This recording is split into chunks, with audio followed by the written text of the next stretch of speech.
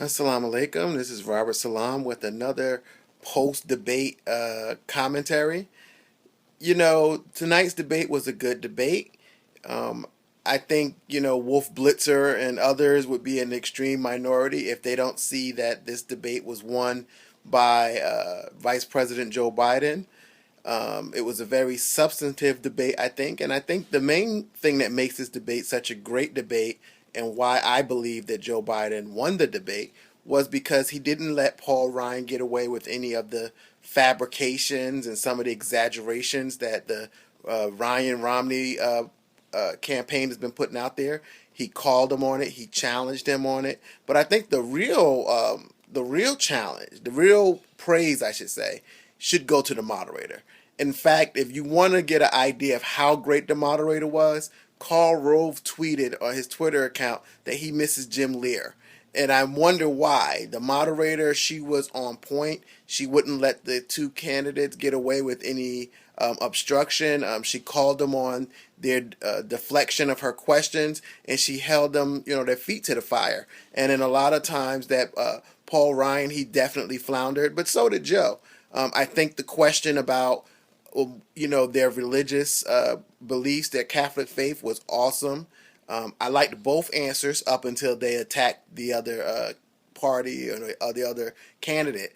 Mainly because I personally believe that I liked Ryan's honest response about his faith and what he believes, but I disagree with him on how that should relate as far as legislation and as a policymaker or as a president or vice president. So I prefer Joe Biden's response, and I guess that's just the debate of our time. Do you legislate your religious beliefs? And I personally believe, as a Muslim, that if I were a candidate or a representative of someone, it would not be fair to my constituents to legislate my Muslim religious beliefs on them when issues came up. If I didn't support gay rights as a religious belief, should I alienate, a good chunk of my constituents who voted me in or supported me because I have a religious belief that I want to vote against what their rights are? I think the litmus test when it comes to candidates, this should be a good question to ask. And I'm glad the moderator asked because it's very important for Americans, and especially people of faith, or those with no faith, because we have to determine, do we live in a country where people get to enforce their religious beliefs on people that may have different religious views, or do we try to legislate and enact policy that's beneficial to all Americans? So that was just an example of a great question. The last question, I think, was a softball question, and it was kind of cheesy, but at the end of the day, the debate performance and the moderator performance was so great, she gets a pass. The one thing I do want to talk about as you look at the post-debate wrap-up on all the various stations, CNN in particular. I tend to, watch CNN because we all know Fox Network is the talking, the platform of the Republican Party, and MSNBC, although they're not an official platform of the Democratic Party, they're in high contention for that role. So CNN seems to be the most neutral. But one thing that was really surprising, not even, in Wolf Blitzer's first sentence after the debate, he says it was a draw. Before he even got to the panel, he was already calling it a draw.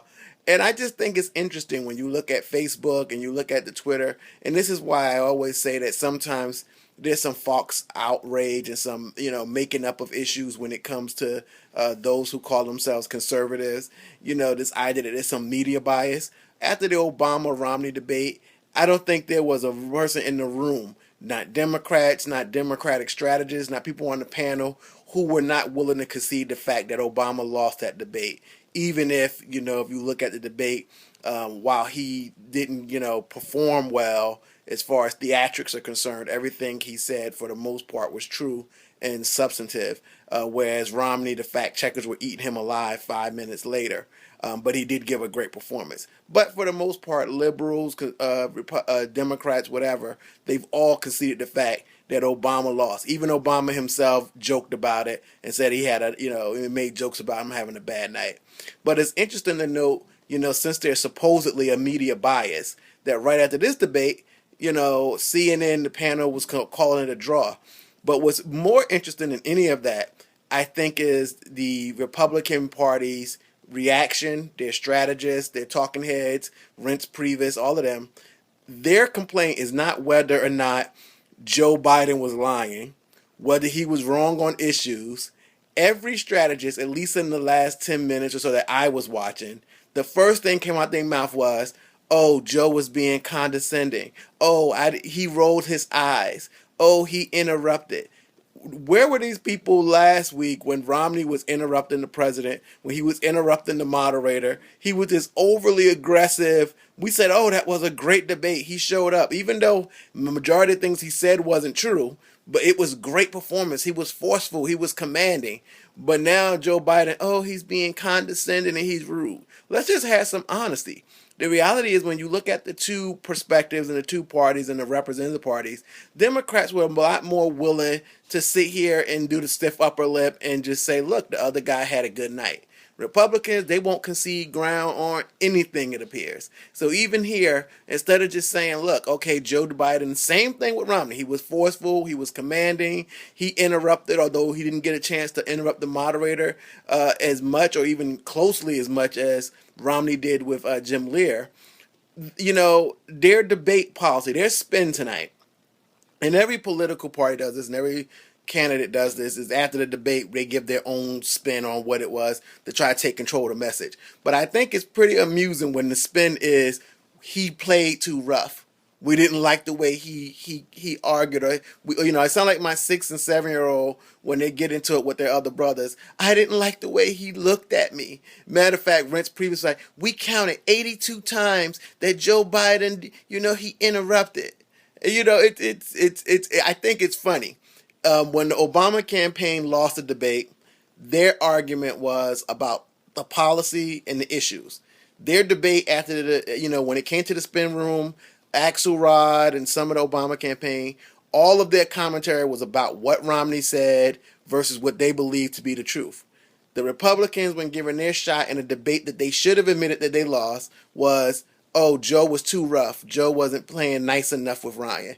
I think that's very telling on where we are. But in the end, I think what happens after this debate, I didn't comment on this last time. It's funny that, yes, Romney closed the lead in some polls, but he's still losing miserably in the electoral vote count. You can look at any poll you want.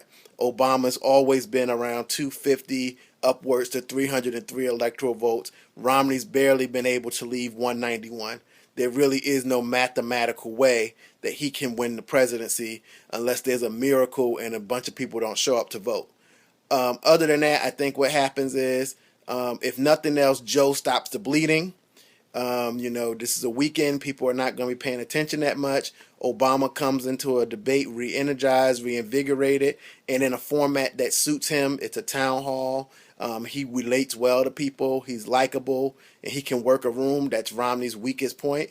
And I think we see what everybody else who actually look at the numbers, including, Republican icons like Frank Luntz, who helps to write the talking points, as he said on Bill Maher's show last week, that at the end of the day, Obama still wins. So that's what Republican, people who are not being paid to get on TV and lie to their supporters up into the polls, up until Election Day, actually believe. Those of us who look at the numbers, statistics, know Obama's going to win this election. But until he does, we got to play the game and go through this whole, Super Bowl of politics with the music and the themes and the faces and all that other stuff. So thank you for listening. I'll be doing this again after the next debate, and we'll see what happens. Will Obama get knocked out again in the first round, or will he have a strong performance and take it to Romney? But the last word on tonight, I think you'd be crazy to not look at this debate and see that Joe Biden won this debate hands down. Thank you for listening. Assalamu alaikum.